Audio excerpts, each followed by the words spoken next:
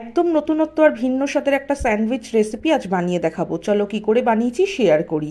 প্রথমেই কড়াইতে খানিকটা তেল দিয়ে তাতে এক এক করে পেঁয়াজ কুচি, রসুন কুচি আর কিছুটা ক্যাপসিকাম কুচি দিয়ে অল্প পরিমাণ নুন নিয়ে হালকা করে নাড়াচাড়া করেছি।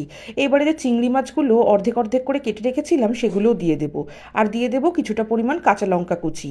এবারে টেস্টের জন্য একটু বাটার দিয়ে তাতে দুটো ডিম ফাটিয়ে দিয়ে তাতে অরিগ্যানো, চিলি ফ্লেক দিয়ে আর একটু ভালো করে ভাজা ভাজা করে নিয়েছি।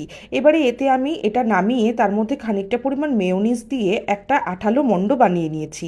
এবারে পাউরুটির মধ্যে যে মণ্ডটা মিশ্রণটা বানিয়ে রেখেছিলাম সেটা দিয়ে ওপর থেকে বেশ খানিকটা মজরেলা চিজ দিয়ে দিয়েছি। তোমরা চাইলে চিজ কিউবও দিতে পারো। আবার ওপর থেকে একটা পাউরুটি চাপিয়ে দিয়ে কড়াইতে কিছুটা পরিমাণ বাটার দিয়ে এপিটোপিট হালকা করে সেঁকে নিয়েছি। তোমাদের কাছে টোস্টার থাকলে তোমরা টোস্টারেও করতে পারো। এটা খেতে যেমনি দুর্দান্ত হয়েও যায় কিন্তু খুব চটপট করে। কেমন লাগলো আজকের রেসিপিটা জানিও।